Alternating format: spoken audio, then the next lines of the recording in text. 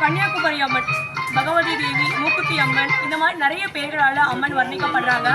முக்கியமாக இந்த இடம் ஒரு துறைமுகமாக இருந்தபோது கடற்கரையிலிருந்து கப்பல்கள் வரும்பொழுது அம்மனுடைய அந்த மூக்குத்தியினுடைய ஒளி மூலமாக வழிகாட்டப்பட்டது அப்படின்றதும் ஒரு புராண தகவலும் இந்த கோயிலில் நம்ம சிறப்பாக சொல்லப்பட்டு வருகிறது.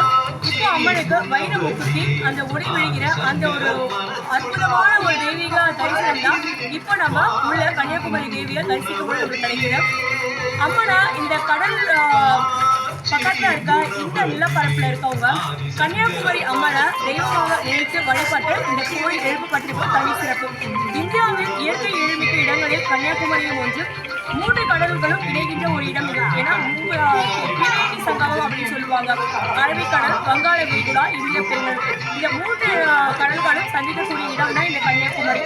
அதனால தொட்டு கடற்படும் நலன்களையும் குமரி அன்னையை தொழுது அருள் பெறலாம். அம்மாவை தரிசிக்கும் பொழுது எல்லா நலன்களும் நமக்கு கிடைக்கும். பழமை தரும் பெருமை.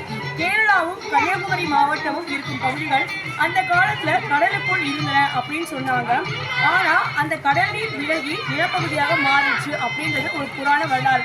அப்ப இந்த பகுதியும் கேரளாவும் கடலுக்கு அடியில் இருந்ததாகவும் பின்னாடி சில இயற்கை அமைப்புகள் காரணமாக இந்த இடம் கடல்ல இருந்து மேல் நோக்கி எழுந்து நிலப்பரப்பாக உயர்ந்தது அப்படின்றது ஒரு தனி சிறப்பு மிக்க வரலாறு இந்த பகுதிக்கு உண்டு.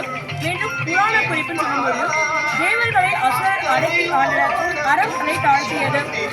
நிலமகனாகிய பூமாதேவி திருமாலை வேண்டியிருக்கிறாங்க.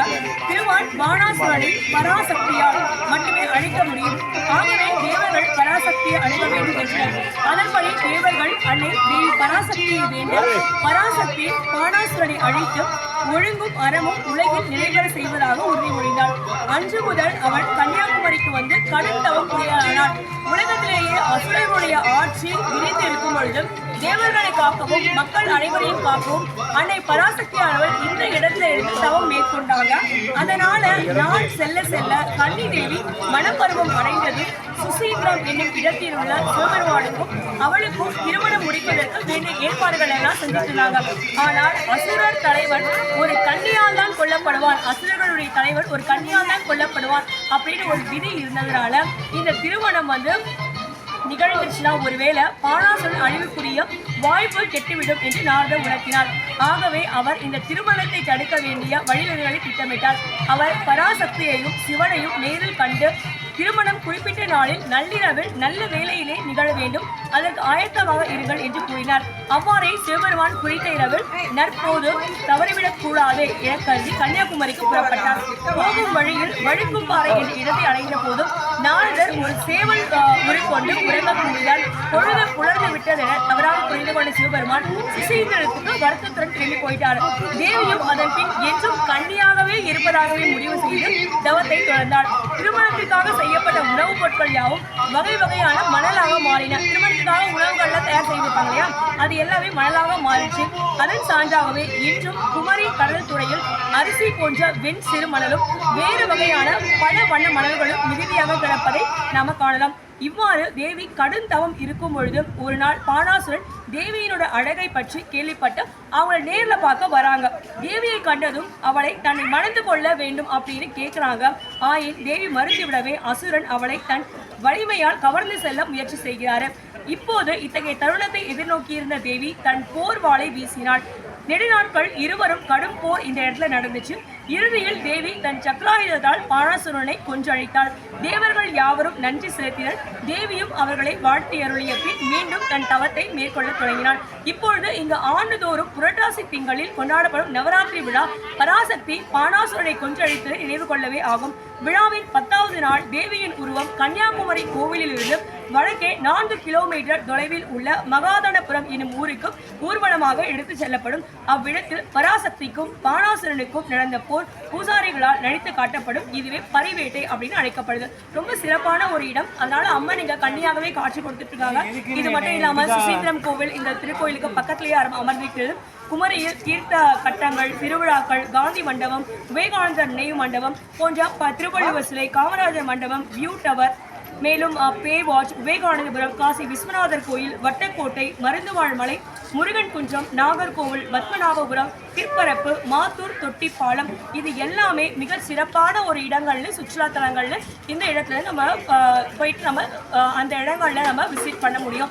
ரொம்ப ரொம்ப ஒரு அற்புதமான ஒரு கோயில். மோர் தென் 1000 இயர்ஸ் ஓல்டு இந்த கோயில்களுக்கு இருக்கும். அப்படிப்பட்ட ஒரு சிறப்பான கோயில் தான். அம்மன் இன்றைக்கும் இந்த இடத்திலேயே தவம் இருந்து மக்கள் காப்பதற்காக இந்த இடத்துல தவத்தை மேற்கொண்டிருக்காங்க. அப்படிப்பட்ட ஒரு அற்புதமான இந்த தேவி கன்னியாகுமரி அம்மனை நிச்சயமா நீங்க வழிபடுங்க. எந்த குறையுமே உங்களுக்கு ஒரு நாளும் ஏற்படாது.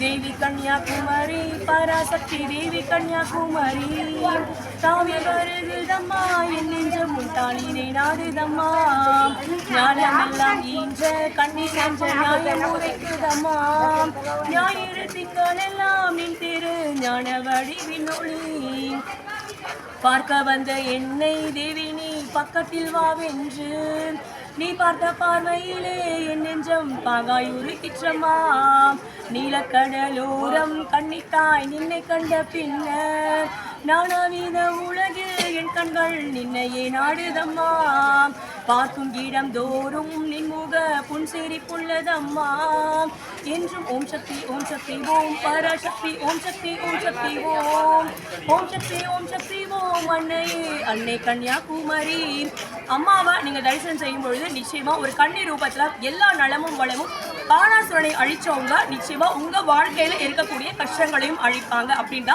16 செல்வங்களும் நலம் பெற்று வளம் பெற்று வாழ கன்னியாகுமரிக்கு வந்தீங்கன்னா நிச்சயமா நீங்க பகவதி அம்மன் மூக்குத்தி அம்மன் என்று அழைக்கப்படுகிற அம்மனை தரிசனம் செய்யுங்க.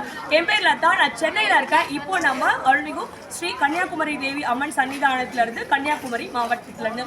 தம்பி உங்க பேர் என்னமா? ராஜேஷ். தம்பி ராஜேஷ் நம்மளுக்காக ரொம்ப நேரமா வீடியோ எடுத்துட்டு இருக்காங்க. அவங்க ரொம்ப வேலையா தான் வந்துட்டு இருக்காங்க. நம்மளுக்கு வீடியோ எடுக்க சொன்ன உடனே செஞ்சாங்க. அவங்க என்ன வேண்டிக்கிறாங்களோ அவங்க குடும்பம், அவங்களுடைய வேண்டுதல்கள், அவங்களுடைய எதிர்காலம் எல்லாத்துக்காகவும் நம்மளும் வேண்டிக்கிறோம். மேலும் எல்லாருமே நல்லா இருக்கணும், என்னுடைய பிரார்த்தனைகள் நிறைவேறணும்னு அம்மாவுடைய திருப்பாதங்களை பிரார்த்தனைகளை சமர்ப்பிக்கிறோம். ஓம் சக்தி.